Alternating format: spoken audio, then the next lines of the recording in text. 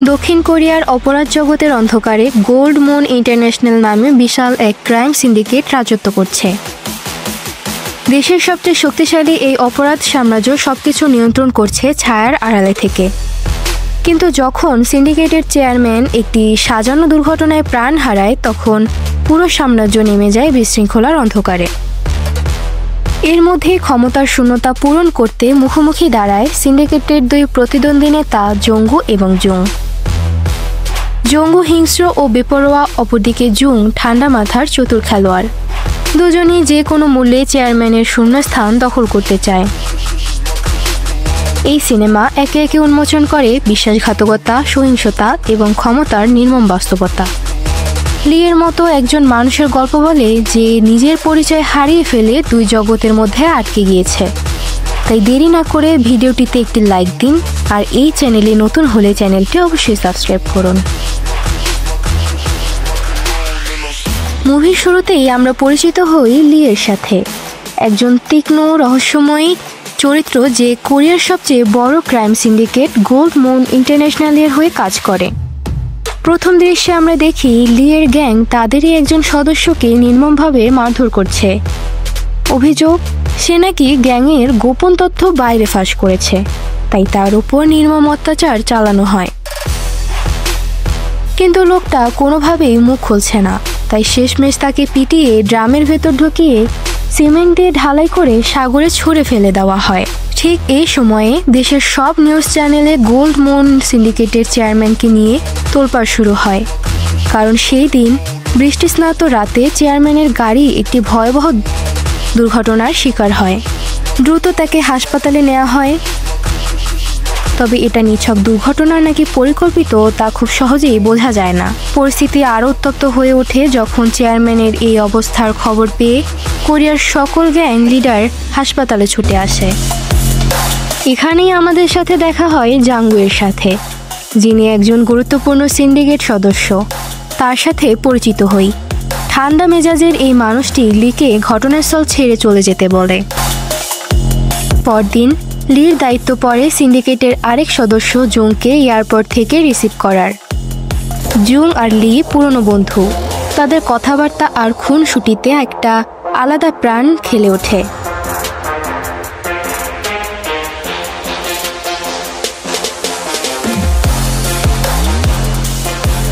Jung মজা করার জন্য লির লোকজনকে মারতে থাকে।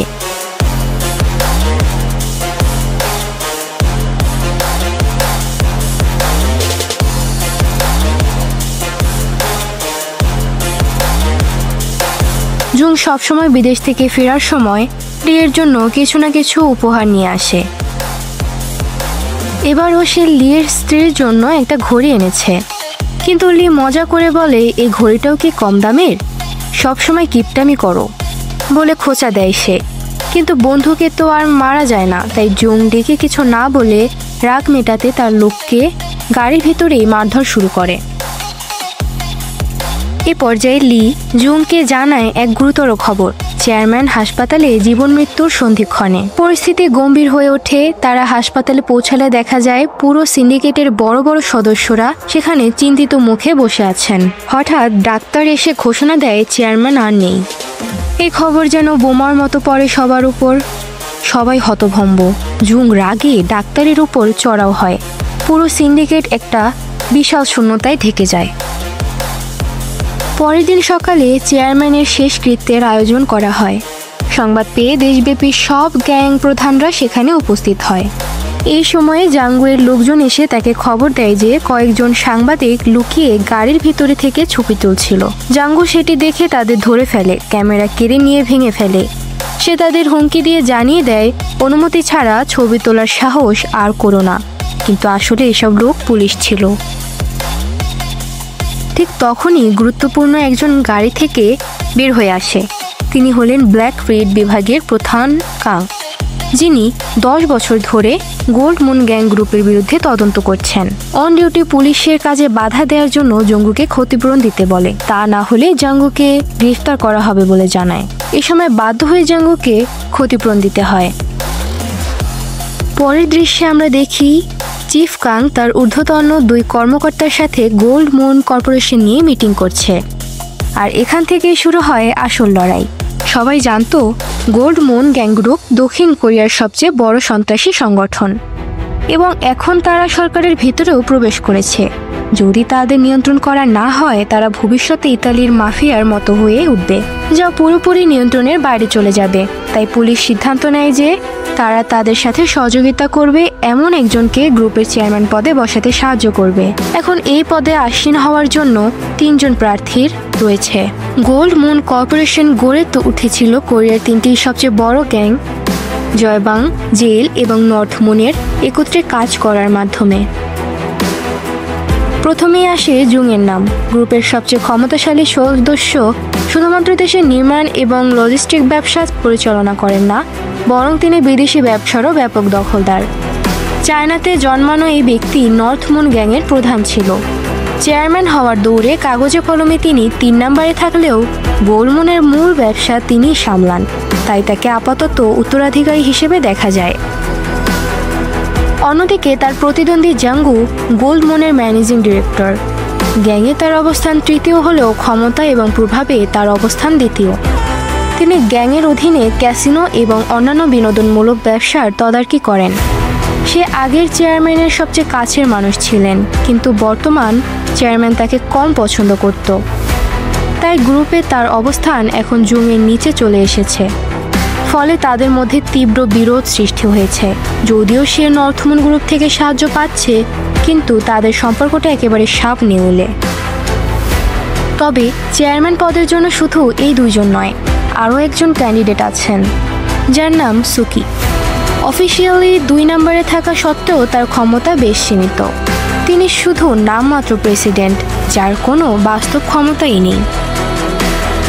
কিন্তু পুলিশ একটি কৌশল তৈরি করে। জুং এবং জাঙ্গুয়ের মধ্যে মারামারি লাগিয়ে একে অপরকে দুর্বল করে দিতে চায় এবং সুকিকে চেয়ারম্যান বানানোর পরিকল্পনা হাতে নেয়। এই অপারেশনের কোড নেম রাখা হয় অপারেশন নিউ ওয়ার্ল্ড।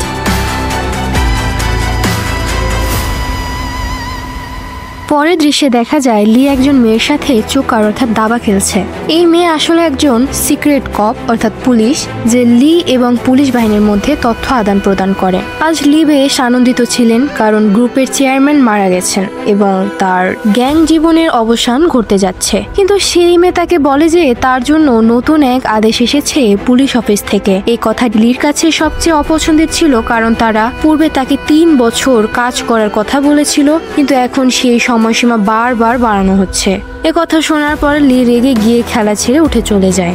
লি শহরের বাইরে একটি পরিত্যক্ত বাড়িতে চিফ কাং এর সাথে দেখা করতে যায়। তাদের তর্ক বিতর্কে বোঝা যায় লি আসলে একজন আন্ডারকভার পুলিশ অফিসার, যিনি গত 8 বছর ধরে গোল্ড মুন কর্পোরেশনের সমস্ত গোপন তথ্য পুলিশকে দিয়ে আসছেন। কাং তাকে এই কাজে নিয়োগ দিয়েছিল এবং তাকে প্রতিশ্রুতি দিয়েছিল যে মিশন শেষে পুলিশ ডিপার্টমেন্টে তার ক্যারিয়ার ঝামেলাহীন এবং সাফল্যমণ্ডিত হবে। কিন্তু কাং বারবার সেই প্রতিশ্রুতি থেকে পিছিয়ে যাচ্ছে। এবার লি দৃঢ় প্রতিজ্ঞ হয়ে সিদ্ধান্ত নেয় যে তিনি আর এই কাজ করবেন না। এই কথার জবাবে কাং বলে, রাজি হয়ে যাও, গ্যাংয়ের বড় নেতা হলে পয়সা বেশি পাওয়া যায়, কিন্তু যদি কেউ জানে যে তুমি আসলে একজন পুলিশ তাহলে তোমার পরিণতি হবে ভয়াবহ, গ্যাংয়ের কেউ তোমাকে ছাড়বে না।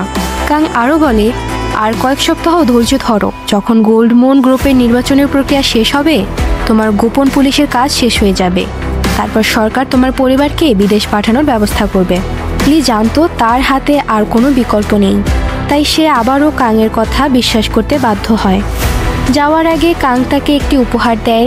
জানা যায় যে লির স্ত্রী শীঘ্রই সন্তান জন্ম দিতে চলেছেন, আর কাং কিছু বাচ্চাদের খেলনা উপহার হিসেবে দিচ্ছে। এটি ছিল আসলে সতর্কতা, তুমি যদি আমার নির্দেশ না মানো তাহলে তোমার পরিবারও বিপদে পড়বে। নিজের পরিবার জড়িয়ে পড়ায় লি তৎক্ষণাৎ প্রতিবাদ করে।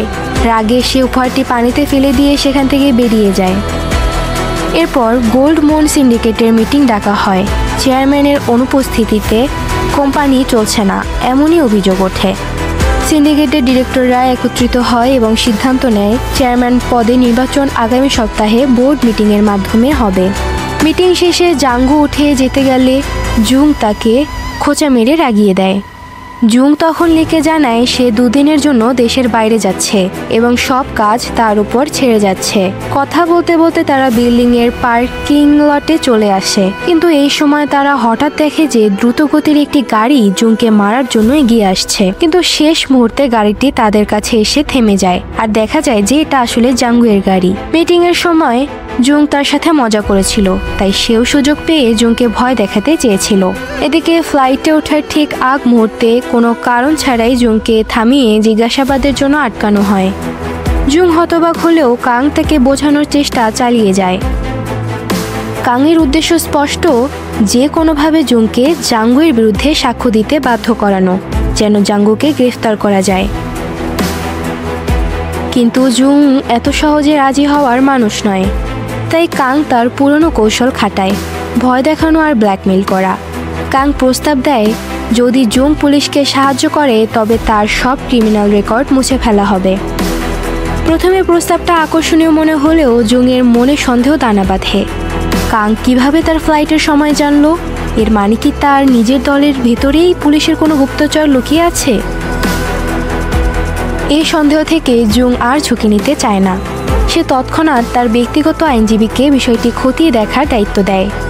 একই সময়ে জুং বিয়ান হোবস নামে ভাড়াটে খুনিদের খবর দিতে নির্দেশ দেয়। জুং এর মনে একটাই প্রশ্ন, এর পেছনে কে রয়েছে? এই খেলার আসল চালক কে? এরপর রেস্টুরেন্টে নিজের লোকজন নিয়ে জমিয়ে খাওয়া দাওয়া চলছিল। সেখানে কাং হঠাৎ তার দলবল নিয়ে হাজির হয়, একের পর এক অপরাধের লিখিত প্রমাণ সামনে এনে জাঙ্গুর সামনে ছুড়ে দেয়। আর সেই খাবারের মাঝেই কাং জাঙ্গুকে গ্রেফতার করে ধরে নিয়ে যায়। এরপর জুং দেশে ফিরে জেলের ভিতর জাঙ্গুয়ের সাথে দেখা করতে যায়। উদ্দেশ্য ছিল তাকে সান্ত্বনা দেওয়া, কিন্তু জাঙ্গু রেগে গিয়ে জানিয়ে দেয় যে তাকে ফাঁসানোর পেছনে জুংই দায়ী। সে স্পষ্টভাবে হুমকি দেয় যে জেল থেকে বেরিয়ে জুংকে সে দেখে নেবে। পরের দৃশ্যে দেখা যায় যে জুংয়ের হাতে কাং এবং তার সহযোগীদের ডেটাবেসের একটি গুরুত্বপূর্ণ ফাইল আসে। জুং দ্রুত সিদ্ধান্ত নেয় ভাড়াটে খুনি হোবসদের দিয়ে সেই পুলিশ অফিসারদের শেষ করে দিতে হবে। এই সময় লি জুংকে ফোন করে। লি জানতে চায় জুং দেশে ফিরে এসেছে 2 দিন আগে, অথচ তাকে জানানো হয়নি কেন। এতে লির সন্দেহ হয়। সে বুঝতে পারে যে জুং হয়তো ইতিমধ্যেই কিছু আন্দাজ করে ফেলেছে। ওদিকে কাংয়ের আন্ডারে কাজ করা সেই মেয়ে পুলিশ অফিসার বুঝতে পারে তার সময় শেষ হয়ে এসেছে। একদল লোক তার বাড়িতে তাকে মেরে ফেলতে আসছে। সে দ্রুত তার কাছে থাকা সমস্ত ডেটাবেস মুছে ফেলে এবং নিজেকে রক্ষা করতে লড়াইয়ের জন্য প্রস্তুত হয়। অন্যদিকে জুং লিকে তার গোডাউনে আসতে বলে। লি সেখানে পৌঁছানোর পর জুং জানিয়ে দেয় যে সে জেনে গেছে কে এতদিন ধরে গ্যাংয়ের ভেতরের খবর পুলিশকে পাচার করছে। হোবসদের দিয়ে জুং ইতিমধ্যেই সেই মেয়ে পুলিশকে তুলে এনেছে।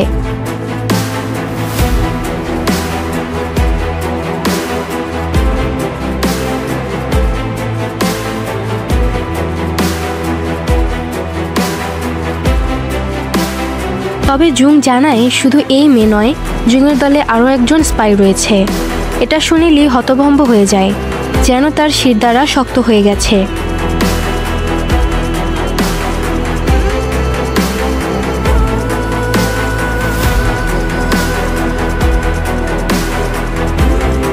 জুংয়ের কাছে ধরা পড়ে যাওয়ার ভয়ে সে অবশ হয়ে পড়ে।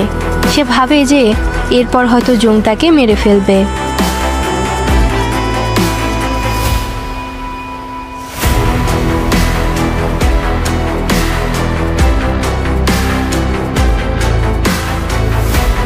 কিন্তু জুং সবাইকে অবাক করে দিয়ে দলের আরেকজন করে মেরে ফেলে। জুংয়ের কাছে থাকা ফাইল দেখে লি বুঝতে পারে যে যাকে মারা হয়েছে সেই লোক আসলে আন্ডারকভার পুলিশ।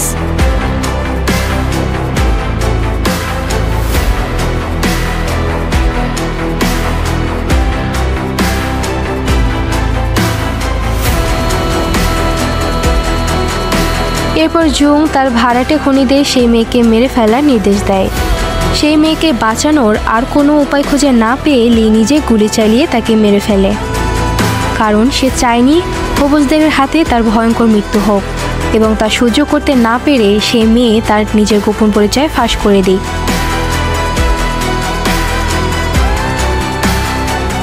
এদিকে জেলখানার ভিতরে কাং এসে জাঙ্গুয়ের সাথে দেখা করে এবং তাকে উস্কানি দেয়।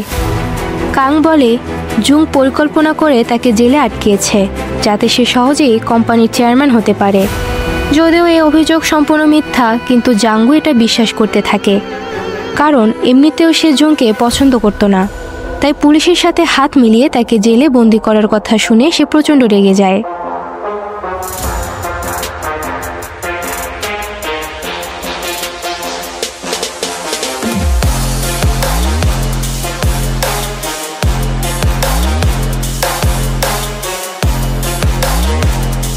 এর প্রতিশোধ নেওয়ার জন্য জেলে বসেই জাঙ্গু তার অনুগত লোকদের নির্দেশ দেয় জুংকে তার পথ থেকে সরিয়ে দিতে হবে যে কোনো মূল্যে। এরপর লি গিয়ে কাংয়ের সাথে দেখা করে রাগান্বিত স্বরে প্রশ্ন তোলে জুং কিভাবে তার দলের আন্ডারকভার পুলিশদের সম্পর্কে জানল। লি দৃঢ়ভাবে বিশ্বাস করে এটা অবশ্যই কাংয়ের কাজ, কিন্তু কাং উল্টো লিকেই দোষারোপ করতে শুরু করে, আর এতে দুজনের মধ্যে তর্ক চরমে ওঠে। তর্কের মাঝে কাং তার আসল পরিকল্পনা ফাঁস করে। কাং জানায় সে জেল গ্যাংয়ের প্রধান এবং ক্ষমতাহীন ভাইস চেয়ারম্যান সুকিকে সিন্ডিকেটের চেয়ারম্যান পদে বসানোর মাস্টার প্ল্যান করছে। লিকে সে কাজে লাগাবে এই প্রক্রিয়ায়। এর মানে লির মিশন এখানেই শেষ হচ্ছে না। কাংয়ের এই নতুন পরিকল্পনা শুনে লি আরও ক্ষেপে যায়, কারণ কাং প্রতিশ্রুতি দিয়েছিল যে এটাই হবে লির শেষ মিশন। কিন্তু এখন তাকে সুকের সাথে হাত মিলিয়ে সিন্ডিকেটকে ভেতর থেকে দুর্বল করার কাজে জড়ানো হচ্ছে। রাগে ফেটে পড়া লিকে কাং আরও জানায় যে গত সপ্তাহে চীনা হ্যাকাররা পুলিশের ডাটাবেস হ্যাক করেছে এবং সমস্ত তথ্য জুংয়ের হাতে পৌঁছে গেছে। সেখানে লির ফাইলও ছিল। কিন্তু এরপরেই কাং লিকে নতুন একটা চমক দেয়। সে জানায় পুলিশের সব প্রোফাইল থেকে লির তথ্য মুছে ফেলা হয়েছে। দুনিয়ার কাছে এখন লি আর কোনো পুলিশ নয়, সে এখন শুধুই জুংয়ের সহযোগী। লি হতবাক হয়ে যায়, কারণ কেউ জানে না জুং তাকে কেন এখনো বাঁচিয়ে রেখেছে তার আসল পরিচয় জানার পরেও। এদিকে জুংয়ের গ্যাংয়ের পরিস্থিতি জটিল হয়ে ওঠে, কারণ জাঙ্গুয়ের গ্যাংয়ের সদস্যরা সিদ্ধান্ত নেয় আজই জুংয়ের শেষ দিন। তারা পরিকল্পনা করে জুংকে খুন করবে।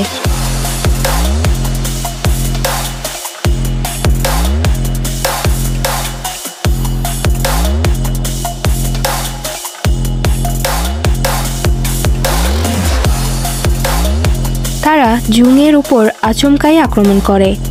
যখন জাঙ্গুয়ের গ্যাং জুংয়ের উপর প্রাণঘাতী হামলা চালায়, তখন শুরু হয় কোরিয়ান মুভির ইতিহাসের অন্যতম সেরা ফাইটিং সিকোয়েন্স।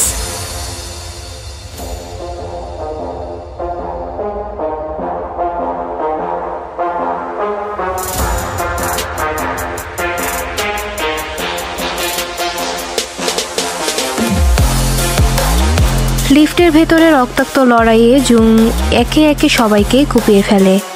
নিজে রক্তাক্ত হয়ে পড়ে, কিন্তু শেষ মুহূর্তে কোনো মতে বেঁচে যায়।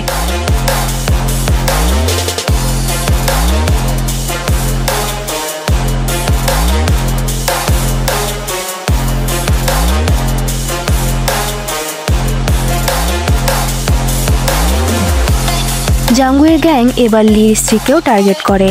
তারা তার বাড়িতে হামলা চালায়, কিন্তু পুলিশের উপস্থিতিতে সে প্রাণে বাঁচে। যদিও পরিস্থিতি এতটাই ভয়াবহ ছিল যে প্রচণ্ড মানসিক চাপ এবং ভয়ে লির স্ত্রী জরায়ুতে মারাত্মক ক্ষত হয় এবং প্রচুর রক্তক্ষরণ শুরু হয়। অন্যদিকে জুংকে অর্ধমৃত অবস্থায় পুলিশ উদ্ধার করে হাসপাতালে নিয়ে যায়। খবর ছড়িয়ে পড়তেই সিন্ডিকেটের বোর্ড মেম্বাররা তাকে দেখতে আসে। তারা জাঙ্গুয়ের ওপর ক্ষেপে যায় নিজেদের মধ্যে মারামারি করার জন্য। ঠিক তখনই লি একটি ফোন পায়, তার স্ত্রী অন্য হাসপাতালে ভর্তি।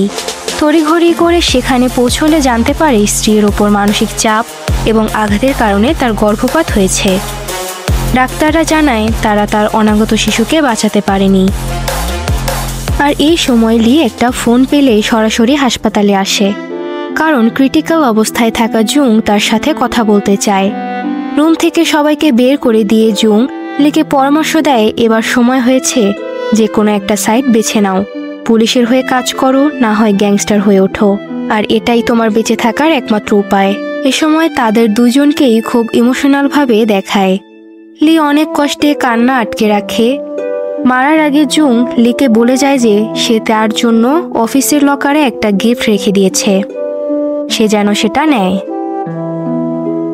লি চাইলেও তার কান্না আর আটকে রাখতে পারে না। জুংয়ের শেষকৃত্য করার সময় লিকে ভেঙে পড়তে দেখা যায়। এরপর লি লকারে গিয়ে জুংয়ের রেখে যাওয়া গিফটের সাথে একটা ফাইলও দেখতে পায়, যেটাতে লির পুলিশ হওয়ার সব তথ্য প্রমাণ ছিল। মানে জুং জানতো যে লি আসলে একজন আন্ডারকভার পুলিশ, যে গ্যাংয়ের সকল তথ্য পুলিশের কাছে পাচার করত। কিন্তু তারপরও জুং তাকে না মেরে বাঁচিয়ে রেখেছে শুধুমাত্র তাদের দুইজনের বন্ধুত্বের জন্য। আসলে জুং লিকে সবসময় বন্ধুর চাইতেও বেশি একদম নিজের ভাইয়ের মতো দেখত।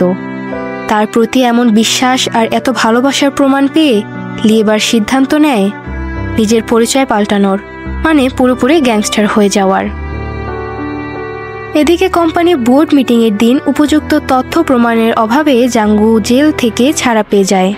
অন্যদিকে লি তার নতুন পরিচয় বাস্তবায়ন করতে বোর্ড মিটিংয়ের উদ্দেশ্যে বের হয়, কিন্তু তখন সুকি এসে তাকে নিজের গাড়িতে তুলে একসাথে মিটিংয়ে যাওয়ার কথা বলে।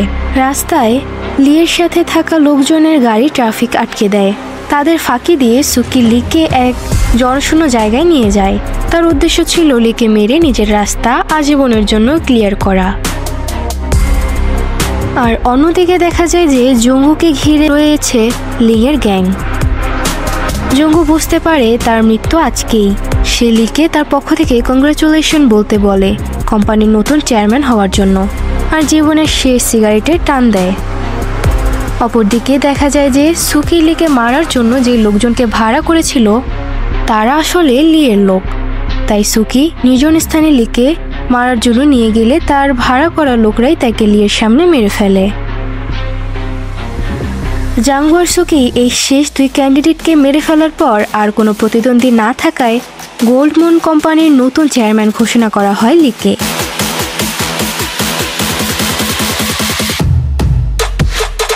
দাপুটের সাথে সে বসে চেয়ারম্যানের চেয়ারে। লি তার অতীতের সকল রেকর্ড মুছে ফেলার জন্য চিফ কাং আর পুলিশ সুপারকে মেরে ফেলার সিদ্ধান্ত নেয়।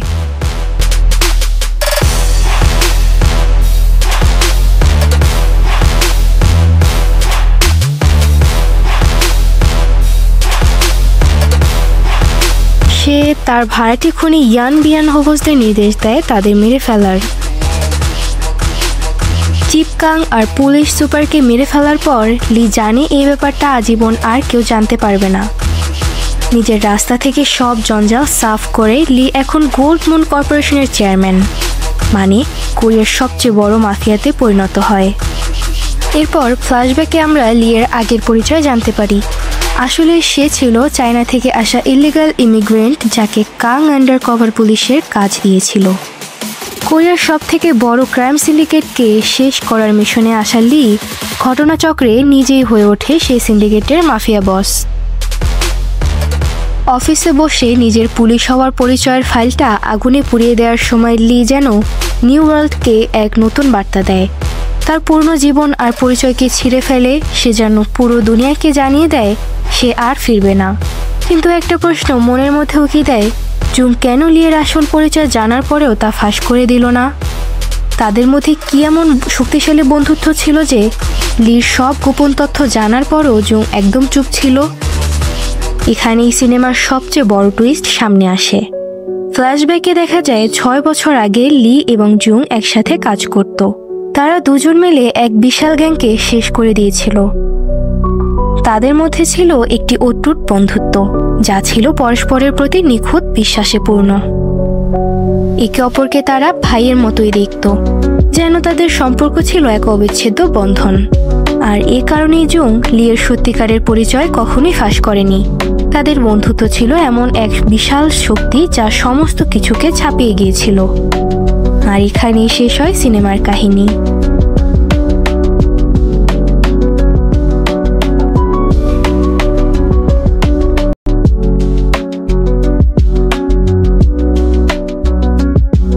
নিউ ওয়ার্ল্ড সিনেমার গল্প চমকপ্রদ থ্রিলার এবং গ্যাংস্টার রাজনীতি নিয়ে, যেখানে বিশ্বাস, প্রতারণা এবং জীবন মৃত্যুর সীমান্তে বন্ধুত্বের পরীক্ষা নেওয়া হয়। লি এবং জুং এর সম্পর্কের গভীরতা দেখানোর মাধ্যমে সিনেমা আমাদের শেখায় যে কোনো পরিস্থিতিতেই বন্ধুত্বের শক্তি অনেক বেশি। লি নিজের পরিচয় পাল্টে গ্যাংস্টার হয়ে উঠলেও জুংয়ের সঙ্গে তার সম্পর্ক কোনো এক অদৃশ্য সূত্রে বাঁধা ছিল, যা সিনেমার এক শক্তিশালী মোড় নিয়ে শেষ হয়।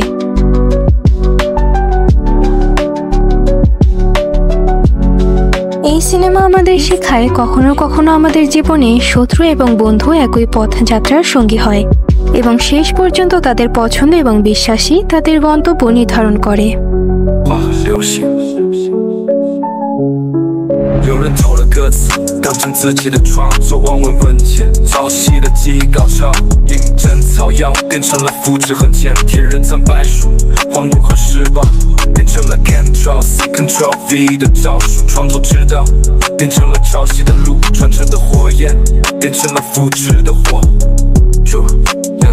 逐个走在潮汐的巷，剽窃在飘荡，潮汐的牌顶闪耀着不光彩的光，抄袭者的眼神闪烁又躲藏，把别人的作品当成自己的宝藏，单残勾起杜仲和笔晃，变成了搜索复制没有灵魂的墙，抄袭的故事在网络中流淌，古老的记忆变成了现代的伤，抄袭的传奇，世界都惊奇，剽窃的魔力